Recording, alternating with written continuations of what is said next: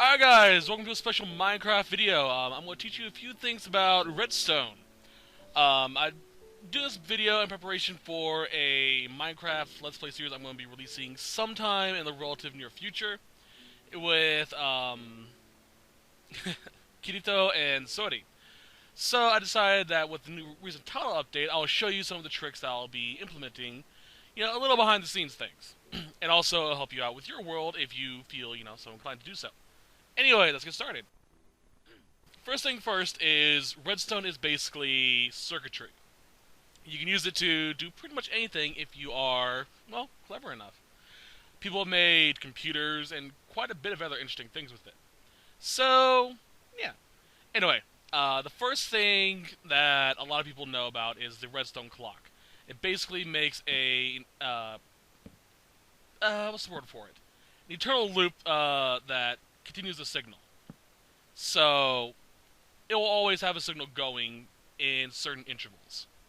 Now what you need to do is get a redstone repeater and click them all back to where they're all set as far back as they can go.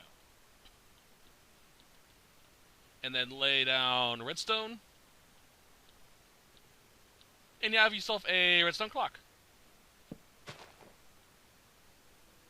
What this does, it will basically continually going in a circuit, and whenever it reaches a certain point, depending on wherever you want to put it, it'll release a signal. So, for example, here's a dropper. It'll signal it whenever I want it to. Each time, it'll drop something. So that is one of the things. Now, using this as a blueprint, I actually created a pretty interesting system for an automated trash can. Basically, you need the same mechanic. You need a redstone clock and a dropper, as well as hoppers. Now, these were introduced in a recent title update for the console versions. And what hoppers are, they are, place them down.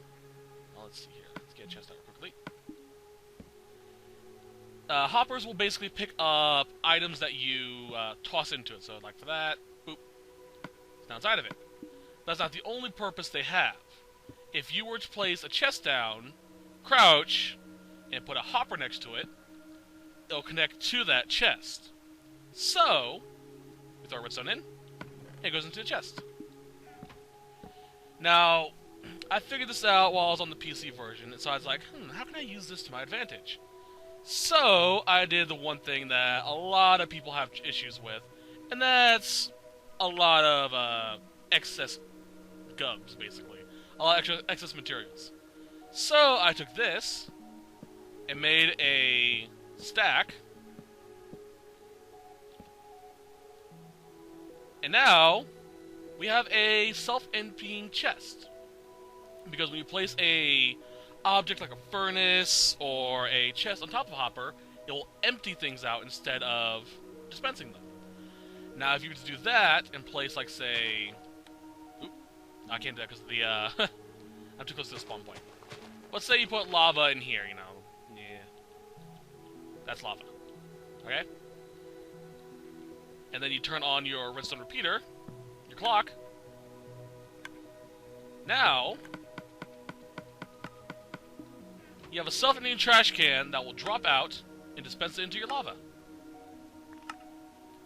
Let's get all this back. And that's basically it. You can do that as far as you, or as high as you want, so, yeah. I recommend making this in creative mode just because it's easier to get the materials, and then going into adventure mode or survival mode. Just because it's easier to do, and you can line the column up with bedrock so you don't actually dig into it, monsters don't explode it, etc, etc, etc. You also want to build it deep underground, because that clicking gets real annoying real quick. Yeah. Oop. So that is my patented trash can. I actually made this. I have not seen a single person make this trash can before. So I'm quite proud of it. It's very simplistic, but it does the job pretty well. Now another thing that you may want to do is a light sensor trick. Do I have this set? It does. Okay. So, these are something else that was introduced as well. These are daylight sensors. They will send out a redstone signal during the day. So whenever it's light outside, you get that. Now, that's nice and all, but why would you want to use it properly? I mean, what could you possibly use a daylight sensor for? A lot of people use these for, what's the word I'm looking for? Signals for when it's starting to get dark out, because if you place a redstone lamp nearby, or into it, it'll get dimmer as it gets darker out, which we won't be able to see for a while because that sun is going down slowly, so, yeah. But it's a good way of telling you when it's dark out. However, if you are clever, and you create a knot circuit, I believe what it's called, you can actually make it to where it will turn lights on at night, which is pretty bitchin' when you think about it. So, how you do that is very simple. You need the redstone signal, a block, and a torch. Now what this does is it will turn off the redstone torch because it's going through, the redstone signal goes to this torch, and it's off. But as the day progresses, this signal will change into turning this on. So yeah, it's a good way of making a automated light system. It takes a lot of finagling to get worked right because you do need this directly connected to the redstone signal itself. So yeah, you may even need to do. No, you need that. Yeah. Let's turn it off. So yeah, it's going to take a while to get that sun to come down. Is there anything else I want to show you guys while we wait?